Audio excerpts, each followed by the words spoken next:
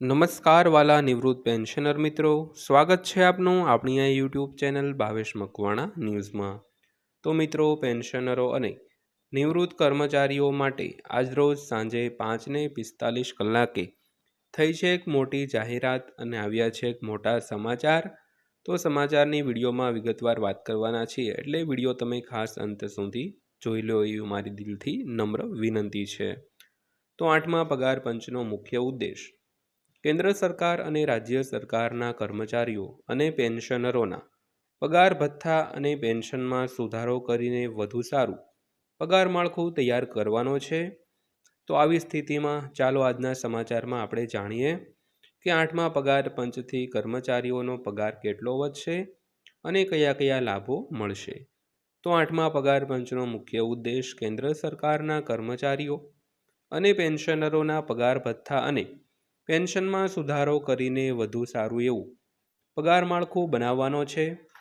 તો તેનો ધ્યેય વર્તમાન આર્થિક પરિસ્થિતિઓ, ફુગાવાના દર અને જીવન નિર્વાહના ખર્ચને અનુરૂપ જે છે તે બનાવવાનો છે મિત્રો। તો કમિશનની રચનાથી કર્મચારીઓના પગાર ભથ્થા અને પેન્શનમાં પારદર્શિતા, ન્યાયીતા અને વ્યાપક ફેરફારો થવાની અપેક્ષા પણ છે, જેથી તેઓ વર્તમાન આર્થિક પરિસ્થિતિઓમાં વધુ સારું વળતર મેળવી શકે।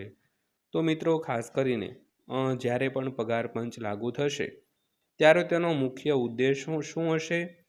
તો જે કમિશન છે તે સમગ્ર પારદર્શિતા રાખે, તેમજ ન્યાયીતા સાથે પગાર અને પેન્શનમાં વધારો કરે અને વ્યાપક ફેરફારો કરે તેવી એક અપેક્ષા છે, અને જેથી તેઓ વર્તમાન આર્થિક પરિસ્થિતિઓમાં વધુ સારું એવું વળતર પણ મેળવી શકે। તો 8મા પગાર પંચ હેઠળ વર્તમાન આર્થિક પરિસ્થિતિઓને આધારે કેન્દ્ર સરકારના કર્મચારીઓ માટે લઘુત્તમ મૂળભૂત પગાર 34,500 રૂપિયાથી વધારીને 41,000 રૂપિયા પ્રતિમાસ કરવાનો પ્રસ્તાવ છે। તો આ વધારો અગાઉના પગાર પંચો કરતાં ઘણો મોટો છે। તો 7મા પગાર પંચમાં જે 2014માં રચાયેલ અને 2016માં લાગુ કરવામાં આવ્યું હતું, તો તેમાં લઘુત્તમ મૂળભૂત પગાર 7,000 રૂપિયાથી વધારીને 18,000 રૂપિયા પ્રતિ માસ કરવામાં આવ્યો હતો। તો 8મા પગાર પંચની રચના હજુ બાકી છે, પરંતુ આ દરખાસ્ત કર્મચારીઓ માટે મોટી રાહત સાબિત થઈ શકે છે મિત્રો। તો ત્યારબાદ વાત કરીએ તો ફિટમેન્ટ ફેક્ટરમાં સુધારો। ફિટમેન્ટ ફેક્ટર વધારીને 2.86 કરી શકાય છે, જેનાથી તમામ સ્તરે પગારમાં નોંધપાત્ર વધારો થશે મિત્રો। તો મિત્રો, પગાર વધારા માટે સૌથી અગત્યનું પરિબળ એટલે ફિટમેન્ટ ફેક્ટર। તો ફિટમેન્ટ ફેક્ટર લાગુ કરીને તમામ સ્તરના જે કર્મચારીઓ અને પેન્શનરો છે તેમના પગારમાં નોંધપાત્ર સમાન રીતે વધારો થશે। ત્યારબાદ વાત કરીએ તો ડીએ, એચઆરએ અને ટીએમાં સુધારો। તો મોંઘવારી ભથ્થું, ઘરભાડું ભથ્થું અને મુસાફરી ભથ્થામાં વર્તમાન ફુગાવાના દર અને જીવન નિર્વાહના ખર્ચ અનુસાર સુધારો કરવામાં આવશે, જેનાથી કર્મચારીઓને નાણાકીય રાહત મળી રહે। ત્યારબાદ વાત કરીએ તો મિત્રો, પેન્શનમાં વધારો છે તે પારદર્શી સાથે થશે મિત્રો। તો લઘુત્તમ પેન્શનમાં ફરીથી વધારો થવાની શક્યતા છે, અને પગાર નવા મેટ્રિક્સ મુજબ સ્વચાલિત ગોઠવણ અને સમયસર જે ચૂકવણીની છે તે એક મજબૂત સિસ્ટમનો પ્રસ્તાવ પણ તૈયાર કરશે, તેમજ પગાર માળખાનું સંપૂર્ણ પુનર્ગઠન થશે। 8મું પગાર પંચ પગાર માળખાનું સંપૂર્ણ પુનર્ગઠન કરવા માટે કામ કરશે, જેથી કર્મચારીઓની વર્તમાન આર્થિક જરૂરિયાતો અને અપેક્ષાઓ સાથે સુસંગત થઈ શકે।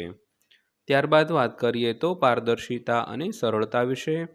તો જેમ 7મું પગાર પંચ એ 19 સ્તરનું પે મેટ્રિક્સ રજૂ કર્યું હતું, તો તેમ 8મું પગાર પંચ પણ પગાર પ્રણાલીને વધુ પારદર્શક અને સમજી શકાય તેવું બનાવવા પર ધ્યાન કેન્દ્રિત કરી શકશે। અને અંતે વાત કરીએ તો લાભાર્થીઓની સંખ્યામાં વધારો થશે। 8મા પગાર પંચથી અંદાજે 49 લાખ કેન્દ્રીય સરકારી કર્મચારીઓ અને 65 લાખ પેન્શનરોને ફાયદો થશે, જે તેને એક મોટો આર્થિક અને સામાજિક સુધારો છે તે બનાવશે મિત્રો। તો મિત્રો, આ હતી આજની માહિતી જે પેન્શનરો માટે ખૂબ અગત્યની હતી, અને 8મા પગાર પંચથી પગાર કેટલો વધશે, તેમને કયા કયા લાભ મળશે, તો આ બધું કર્મચારીઓ માટે ખૂબ જાણવા જેવું હતું। જેની અમે તમને સરળ ભાષામાં વિડીયો બનાવીને માહિતગાર કર્યા અને વિડીયો અંત સુધી જોયો બદલ આપનો દિલથી આભાર। વિડીયો પસંદ આવ્યો હોય, માહિતી સારી લાગી હોય તો વિડીયોને લાઇક કરજો અને આવા જ વિડીયો જોવા માટે આપણી આ ચેનલ પણ સબસ્ક્રાઈબ કરી લેજો। તો ફરીવાર પાછા મળીશું એક નવા વિડીયો સાથે, નવી માહિતી સાથે। ત્યાં સુધી સૌને જય હિન્દ, વંદે માતરમ।